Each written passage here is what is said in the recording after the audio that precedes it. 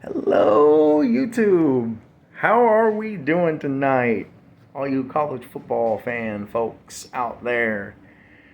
I realize the AP was released today.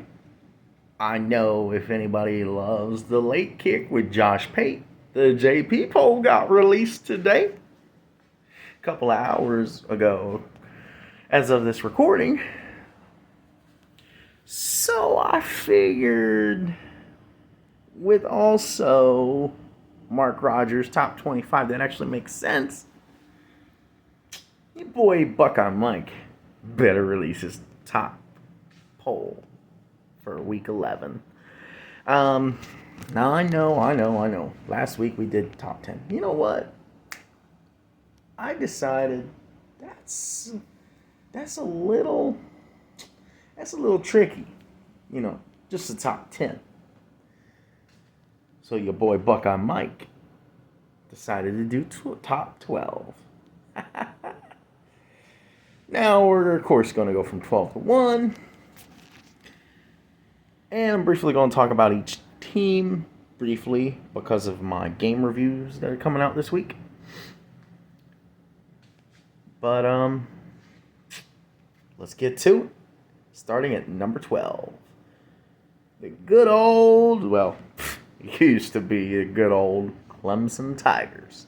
And one Dabo Swinney. Dabo, what are you doing? What is going on with your program, Dabo? Oh, Dabo. You finally lost. I told you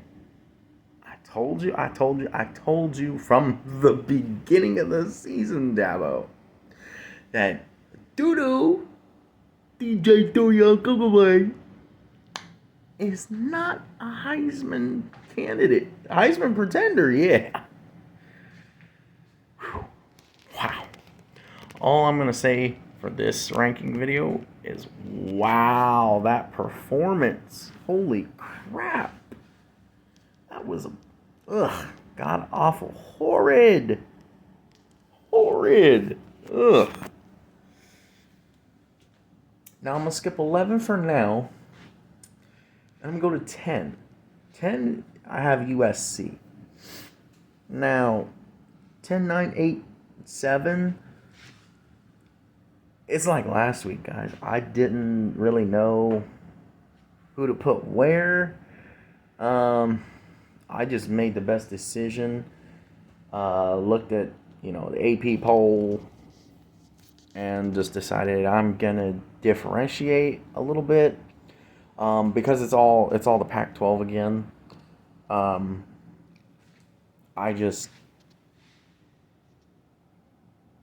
have so much time, and I have to work. I only have so much time to watch college football, the one sport that we all love, the one sport that we're grateful for.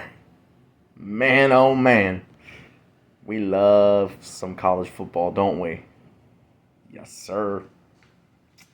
So anyway, USC at 10. Now, I don't remember where I had them last week. I don't believe I had them at 10. As long as I didn't have them at 10 last week, we're good because they deserve to be at least 10. They're still winning, which you deserve to be credited for, which I will mention when we get to the good old Buckeyes in a little bit. But they're winning. All right? It's November, guys. It's freaking November. At this point, it doesn't matter how you win. All that matters is that you win. All this other, like, oh, they didn't cover the spread. They didn't cover the over-under. It doesn't matter, guys. Only matters if you bet on these games. That's it. Doesn't matter. Realistically, it doesn't matter. It shouldn't matter when it comes to the CFP rankings. It shouldn't matter. That's just the way it is. Anyway, moving on. Number 9, Oregon. Oregon should be credited as a top 10 team. Oregon has looked amazing. Oregon has looked amazing since their week 1 shellacking from Georgia. Number 8 is Utah. Everyone's favorite Pac-12 Cinderella. Utah. Hey, USC, how do you say that again? Utah. The Utes. We knew all along coming in to this year that they are a threat. They're a threat. And they could win the Pac-12 championship. They were Oregon's kryptonite last year. I don't see why they couldn't be someone else's kryptonite this year. Heck, they could still be.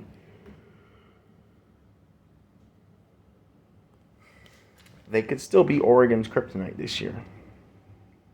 We'll just have to wait and see and find out. At number 7, Utah. Utah's been looking incredible lately. DTR is a freaking beast. This man can play football. You want to watch some highlights that resemble Justin Fields from Ohio State? Go watch some DTR highlights, because this man can play football and knows how to play football. And not only does he know how to play football and he can play football, he also is the quarterback at UCLA. He can run the Chip Kelly offense. Finally, Chip Kelly has a quarterback that can actually run his style of offense. It took him so long. It took him an ungodly amount of time to find a quarterback that can run his offense.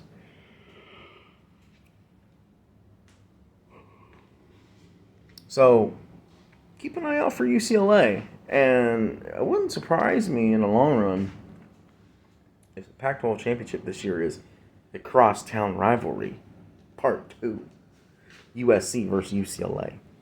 Again, like what? Two weeks after the first one? Now for the all-important part. The top 6. Number 6. TCU. TCU is a good team. Really good team this year. Really good. TCU also deserves credit. Yeah, they play in the Big 12. Yeah, you kind of figure the results that they get are the results you should get as a Big 12 team. But, you know what? This TCU team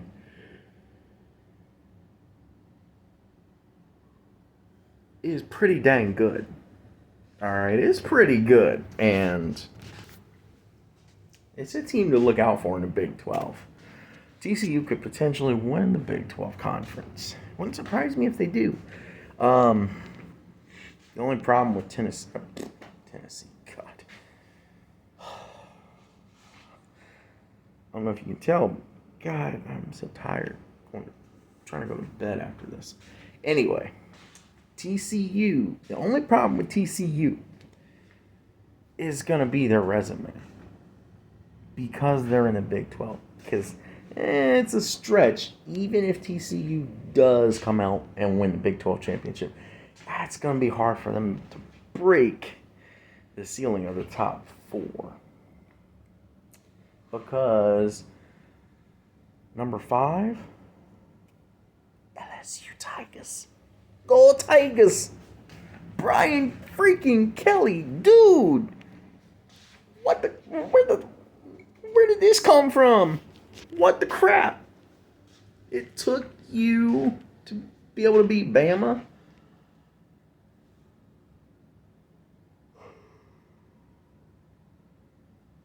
In order to beat Bama, it took you to have a good SEC team? Oh, first of all, credit to Brian Kelly for that 2-point conversion to win the game.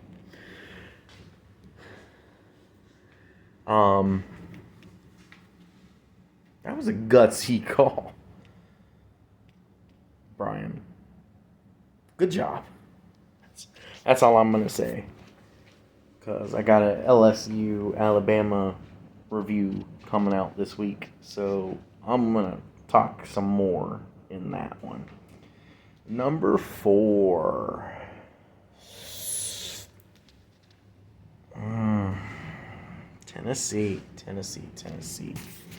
Tennessee. What are you doing? How can you lose like that in a 1 versus 2 matchup? Come on now. You didn't even show up. It was like you left the hotel, and when you left the hotel, Josh Heupel was like, hey guys, just take it easy. Don't get hurt, because we already know we can't win. Now, I want to preference that by saying, I'm not saying that, Georgia knew they were going to win or whatever. Like, of course, every fan base believes they're going to win their games each week.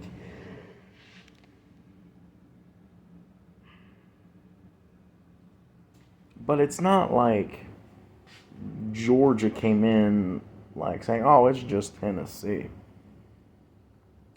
We're going to beat Tennessee. We beat Tennessee all the time. No, they didn't do that. Anyway, talk more about that as well later this week. All right, so number 3. I want to preface this one also by saying number 3 and number 2 could also swap. Because of the time of year it is and we haven't seen these two play yet, it doesn't matter if you have my number 2 at number 2, or my number 3 at number 3, or my number 3 at number 2, and my number 2 at number 3. Because in the long run, it's just going to play itself out. We just got to wait. Only a few more weeks. That's it. Anyway, enough of the build-up. My number 3 is Michigan. Michigan is a good team. Really good. Scary good, in my opinion.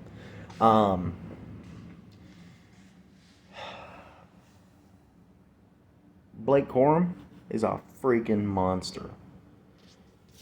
I would say one of the easiest ways to beat Michigan would be to eliminate the run game. But, and hear me out. If you eliminate the run game from Michigan, does anybody remember how good the receiving core for Michigan is? I mean, it's got to be pretty good, right? I mean, Ronnie Bell didn't get hurt so far this year.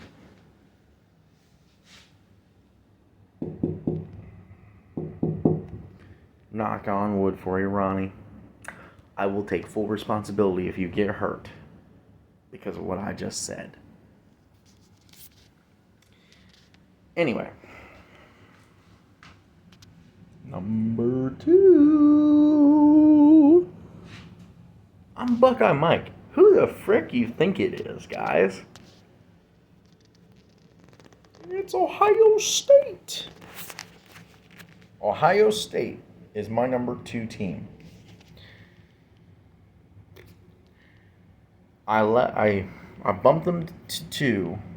1, because they also won their game. As I said previously in a ranking, guys, it's November. Just win the freaking game. At this point, it doesn't matter if you win 3-2, 5-3, 6-3, 2-0, 3-0. It doesn't matter if you win 64-7 or whatever. Okay, it doesn't matter. All you gotta do right now is win. All right. Yeah, there's a lot of things that I noticed that we struggled with this week with Northwestern, but you know what? I'm gonna go over that in a later video. All you need to know is that your Buckeyes, our Buckeyes, are at number 2. So you can almost probably guess who number 1 is, right? Well, Buckeye Mike, it's gotta be Bama, right? No. I'll get to Bama in a minute. But no, it is not Bama. They lost. It can't be Bama. You can't. That's the one thing that can't happen. You can't lose and not drop. First of all. Second of all, they were like number 3, 6, something like that. So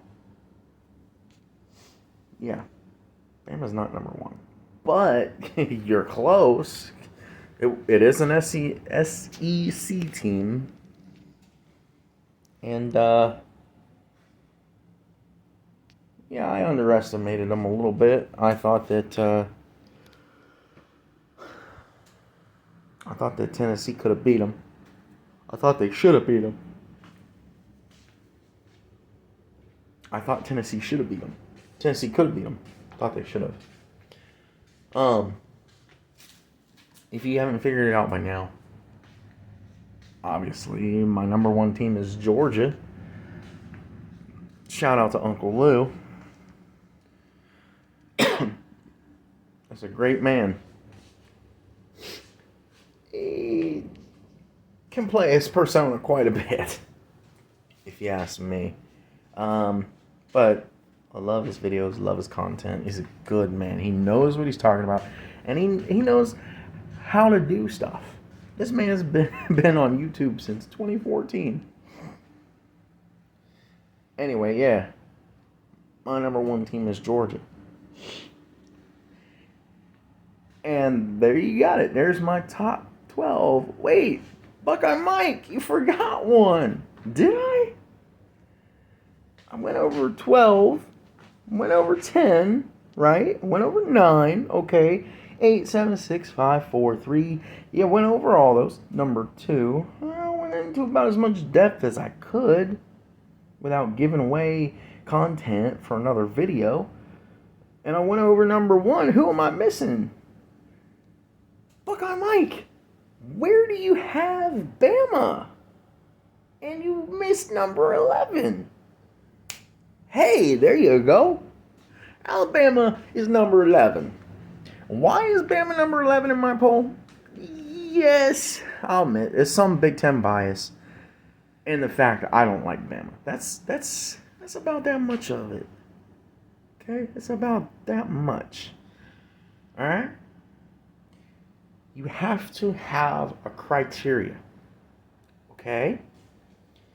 There has to be something that you follow. Okay? I value regular season, I value head-to-head. My final polls, I'm going to value head-to-head. But in my final poll, I'm going to value conference championships. Okay? I'm going to value conference championships, then the resume. Okay? Then the head-to-head. Then the eye test. Alright? That is why I never had Michigan ahead of Clemson last week. Never. Go back and watch my video. My top 10 from last week. I never had them ahead. Michigan, as much as it kills me as an Ohio State fan, it doesn't really. It's called a persona for a reason. As much as it kills me to give Michigan this much credit, Michigan deserved to be in the number 4 spot ahead of Clemson. Clemson should have at least been in the 5 spot. And if you ask me, they've been kind of reeling a lot which is why I bumped them to 12. And if your boy made a top 25, Notre Dame would be in the top 25. Finally. They're good. They're decent to good 6-3 team. But that's it. They're going to luck out. They're probably going to make it to 9-3. I mean, shoot, they have Navy this week. And USC the week. USC, I think 2 weeks? It's either 2 weeks from now or that last week of the season, 3 weeks from now. Anyway, my main point is Bama's 11. If you want my opinion on why Bama's 11, go watch the video on Alabama that I released earlier this week. Not this week. Earlier today. Okay? That right there is basically going to tell you everything as to why Bama's 11. And everything I missed in there, I'm going to put it in the LSU review video. Because Alabama looks like freaking garbage right now. Alabama looks, if you look at the resume, Alabama should be 7-5 by the end of the year at worst. At best, Bama should be 8-4. Now the trick is, Brian Harsin is no longer at Auburn. Okay, so does that mean Auburn's going to show up and give Bama a hard time? Or is Bama going to do what 9 times out of 10 Bama tends to do to Auburn? And roll Tide. I guess we just have to wait and see, right? That's all we can do. Well, there you have it. Yes, this video went a little longer than intended. It is one of my longer ones. But I did promise you guys I was going to get this out tonight. It's last second because your boy's been busy all day with personal matters. And, hey, I got it out to you. So, at least you can't blow up a comment section or my Twitter and say, Buckeye Mike, where is the top 10 for week 11 video? Anyway, that's going to about wrap it up. You guys have a good day, a good night. I'll see you in the next one, and go Bucks! Buckeyes!